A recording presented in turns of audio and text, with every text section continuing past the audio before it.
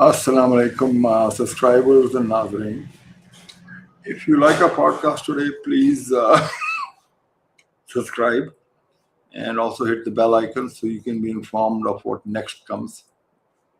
coming up next. We're going to change a little bit as we go forward. Whenever there is going to be a significant news, we will just come live and announce it. So we're not going to be waiting for. And then once in 3 or 4 days, we're going to do a newscast with analysis. Okay. Now let's go back and what we said. As you know, we had projected an open war with Afghanistan, but we waited quite a bit and with a lot of casualties. Now Pakistan is in a state of open war with Afghanistan. We will discuss that also. In addition, we had also projected that even during negotiations, that the Americans and Israelis will attack Iran. Now we are in day 7 of that attack. Okay. Now let's go back and look at what was the causes of the Pakistani and Afghan problem.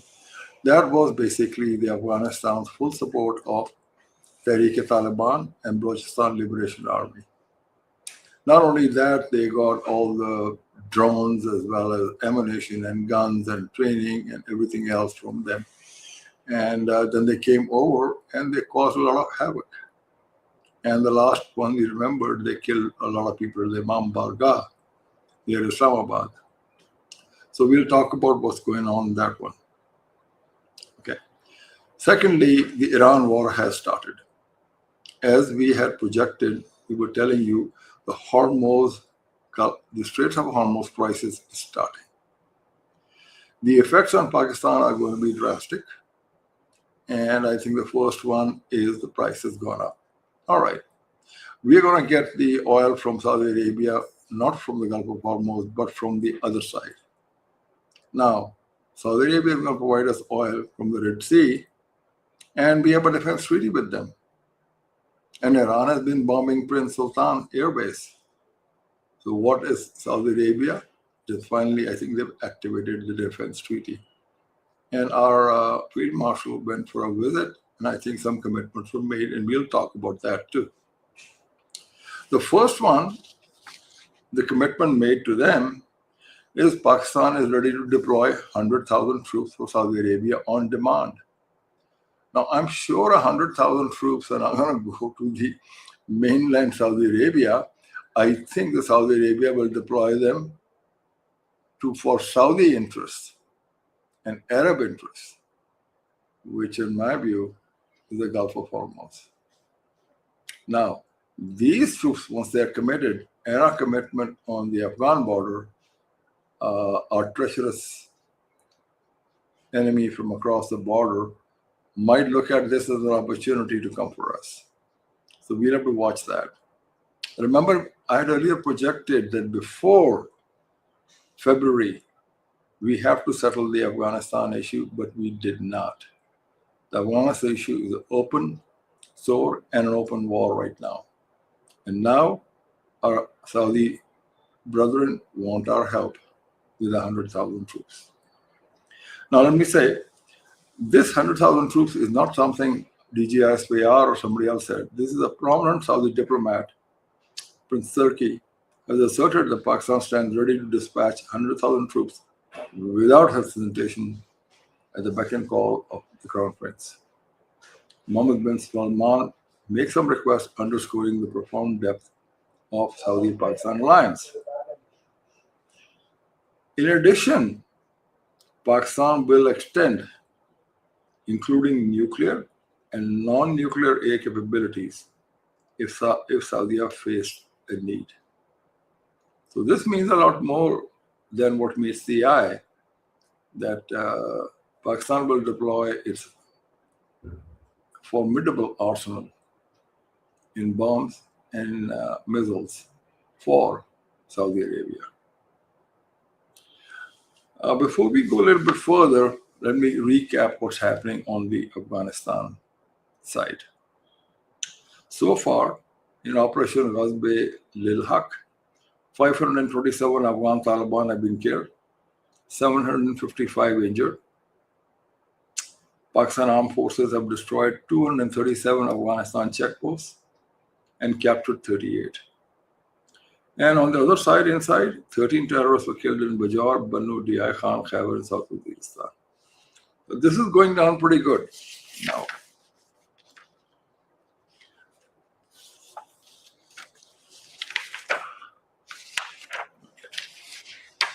Now let's go back and start taking up what's happening on the Iran side. We'll come back to the Pakistani side after that. Iran, sensing what's happening with it, is starting to go after the Kurdistan and small groups, the ones who want to separate from Iran. The IRGC is targeted to describe the separatist groups in Kurdistan region. The claim comes after a report Iranian Kurdish forces are preparing to arm units that could be deployed inside Iran. Sources from Institute said Israel is backing these Kurdish plans to seize the border in Iran, with Israeli defense forces reportedly carrying out strikes in western Iran in their support. So it's getting pretty interesting. Okay. Late on Sunday, Israeli Air Force established air superiority over Tehran, and a wave of strikes across the capital targeted their intelligence, security, and military command centers. Americans are also targeting the same ones. According to AFP, special American warplanes, 3 of them went down, and they said due to friendly fire of the Kuwaitis. But there's more there than meets the eye, and I don't think it probably were the result of electronic warfare. It bears the hallmark of a Chinese electronic warfare system. So let's see what that means. Kuwait, its air defenses intercepted hostile drones, 3rd consecutive day of Iran's retaliatory strikes on neighboring Gulf states. The one who's facing the brunt of all the attacks is UAE, United Arab Emirates. Also,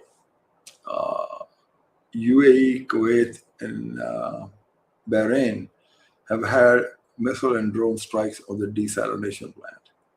That is very dangerous for the population and can cause a lot of problems. The British Royal Air Force base in Cyprus was hit by a suspected drone strike overnight, but damage was limited. There were no immediate casualties, and I think Cypriot and UK military defense on Monday. The person who's in charge from national security, Mr. Larjani, has refused negotiations with the US. I don't think US is ready to negotiate with them either. They're just asking for unconditional surrender and Trump to select the new leader. I don't know how that looks like, but okay. With tensions in the Gulf escalating, with uncertainty showing state of the Hormuz, Pakistan has asked Saudi Arabia to be included in the preferred list of countries for crude supplies via the Red Sea route. And if disruption beyond 10 to 12 days will source the petroleum program. This is actually go over the next few months, tide us over. However, this does not tide us over with the LNG from Qatar.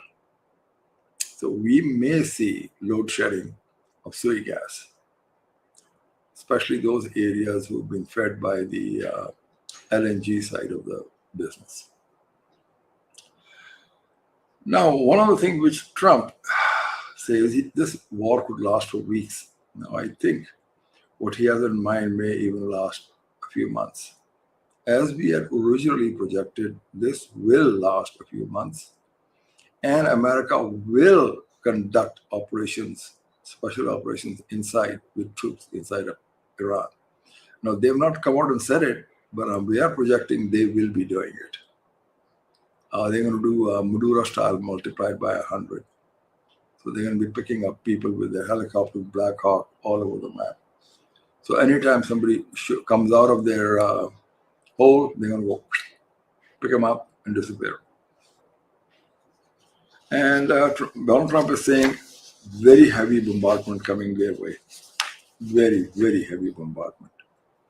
And that is starting. mean, today, if you look at Tehran and on the spot reporting, the rain is coming down with black rain, with soot and oil coming down. So and if you look at the horizon, everywhere there is smoke, and the fire from the refinery is still not out from the large storage bin. And Trump also said he's not afraid to put boots on the ground. And they've canceled the Americans, the 101st Airborne Division's leave and exercises. So it looks like they're bringing them here. This is the elite, American elite strike force.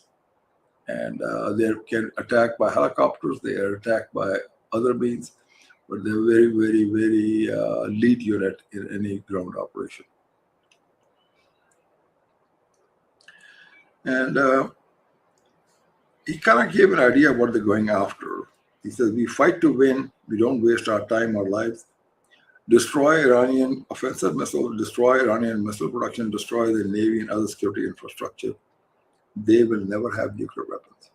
So one of the things they're thinking about is a special operation and grab all the enriched uranium from Iran.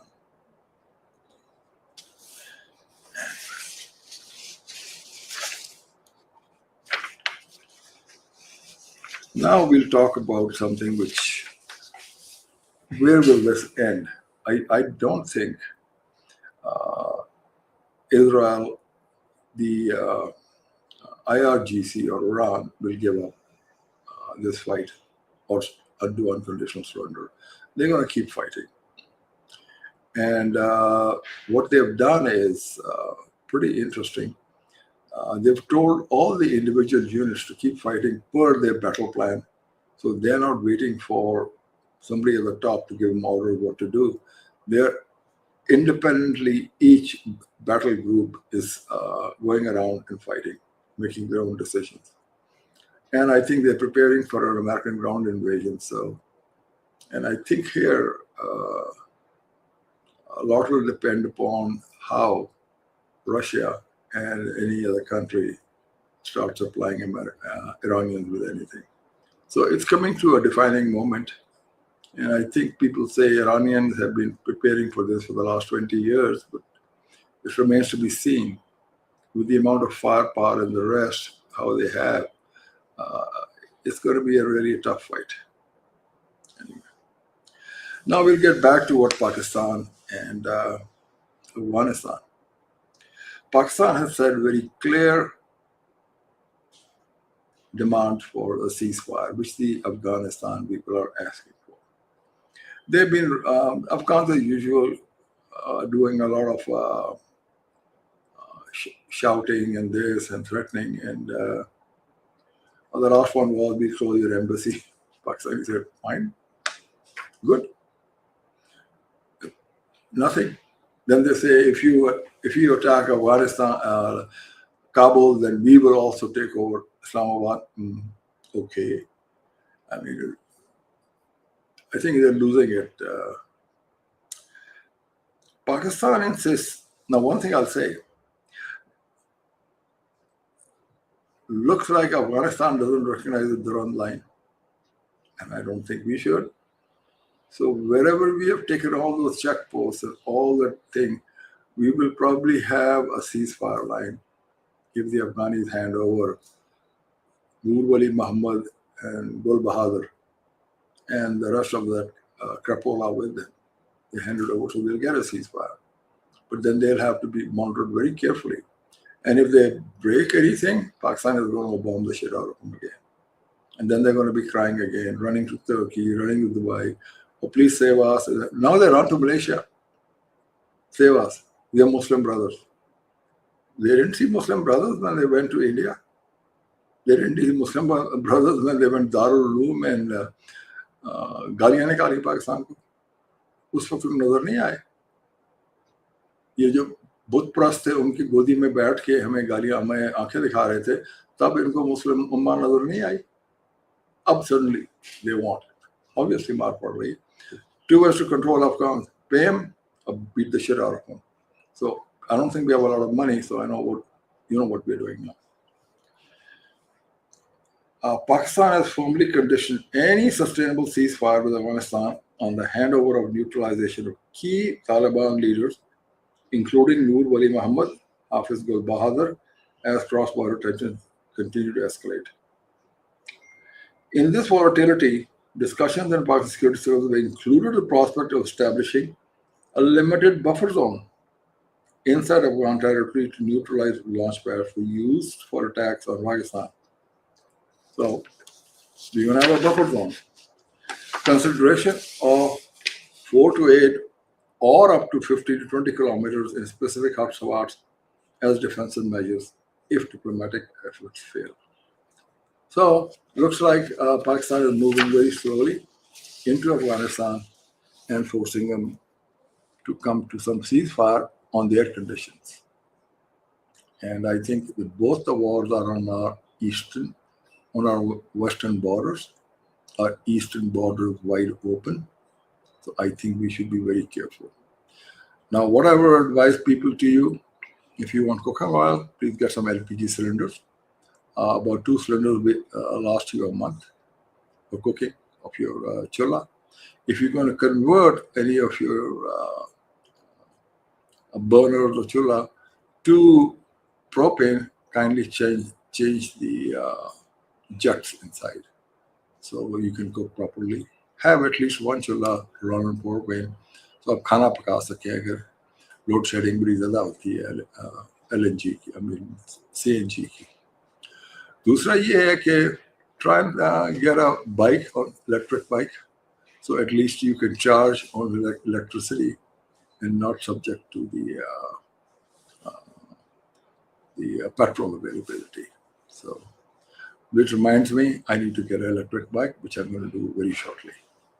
So, meantime, gentlemen and ladies, subscribe, share it, and I'd love to see you.